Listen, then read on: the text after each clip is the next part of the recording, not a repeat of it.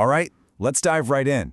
Today, we're tackling a really huge idea, that the entire global financial system, the one we all depend on, is about to go through a massive tectonic shift. And the analysis we're digging into claims this isn't just about money, it's about a whole new world order. So let's get into it. So the big question right off the bat is this: is the system we've relied on for decades actually about to come apart at the seams? Well, the analysis we're looking at today says the answer is a hard yes. And it doesn't just stop there, it paints a really detailed picture of what it thinks is coming next. And this quote, this really gets to the heart of the argument. It comes from an analyst named Kathleen Tyson, who's featured in our source material. The claim is that the US dollar, the bedrock of global finance for so long, isn't just weak, it's structurally broken. That's a pretty bold statement, and it really sets the stage for everything else.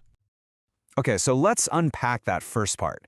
The idea here is that the whole system built around one single currency, the dollar, hasn't just hit a speed bump. No, the argument is that it's hit its absolute limit. Its job as the world's financial anchor is, in this view, fundamentally over. So if the old system is breaking, what's the alternative? The text introduces this concept it calls multicurrency mercantilism. The key word here is choice. It's this idea that instead of defaulting to the dollar, countries and big companies are now starting to pick and choose from a whole menu of options. Different currencies, different payment systems, even gold, all to protect themselves and take back control of their financial destiny. Now, this isn't just some theory floating around in a think tank. The analysis argues that the actual plumbing of global finance, the digital pipes and wires that move all the money around, is already being ripped out and rewired as we speak. And it makes the point that real power lies with whoever controls that plumbing. And that brings us to a really crucial comparison.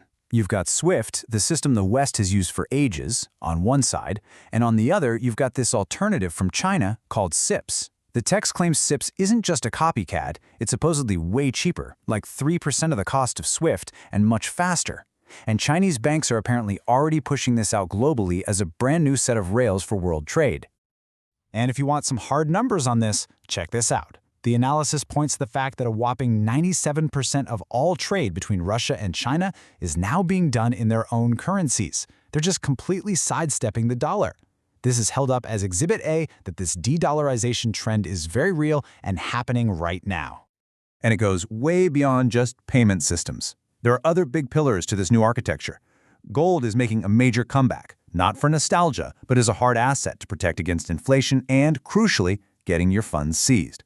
The whole idea of collateral is being flipped on its head, with claims that China is turning dollar debt into its own currency for other countries. And maybe most important of all, the goal isn't to just swap one king for another, it's to get rid of the throne completely.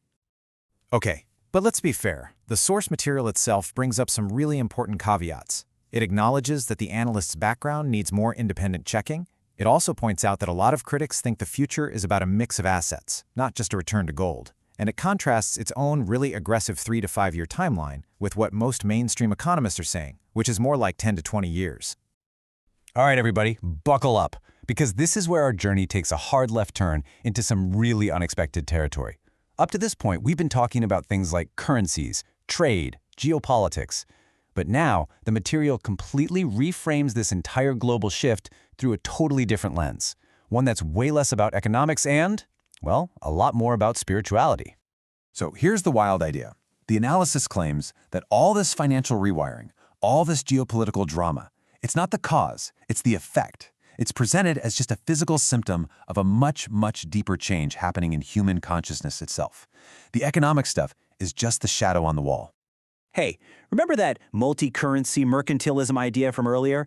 Well, get ready, because it gets reinterpreted through what the source calls the UUCGA lens. UUCGA stands for the Universal Unification Consciousness Governance Authority. And through this lens, that economic strategy is now seen as a reflection of a cosmic law, a move away from top-down domination and towards something called distributed residence, a kind of global harmony. So where does this all lead? Well, it leads to the source's grand solution to help us navigate this tricky transition. It's something called the UUCGA Bank, again from that Universal Unification Group, and it's described as nothing less than a consciousness bank for humanity. And listen, according to this analysis, the stakes could not be higher. It literally presents us with a fork in the road. It claims that humanity is at a critical crossroads, and whether we fall into total chaos or manage to evolve together hinges entirely on whether we adopt this one specific solution.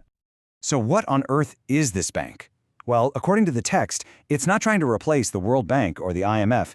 Think of it more as a neutral bridge layer that sits between all the different financial systems, a kind of harmonizing force that's, and I'm quoting here, anchored in consciousness. It's designed to let all these different currencies and assets talk to each other without everything collapsing. And this brings us to the bottom line, the two very different futures that are laid out in this material. Depending on which path is taken, this new multipolar world could end up looking, well, dramatically different. So, path number one, let's call it the scary path. This is what happens without this UUCGA framework. The argument is it's a domino effect. This new multipolar world just breaks apart into fragments. That fragmentation sparks a crisis, and that crisis goes viral, creating a massive global financial meltdown. But then, there's path number two. If this UUCGA Bank is adopted, the text claims the outcome is completely flipped. Multipolarity leads to harmony.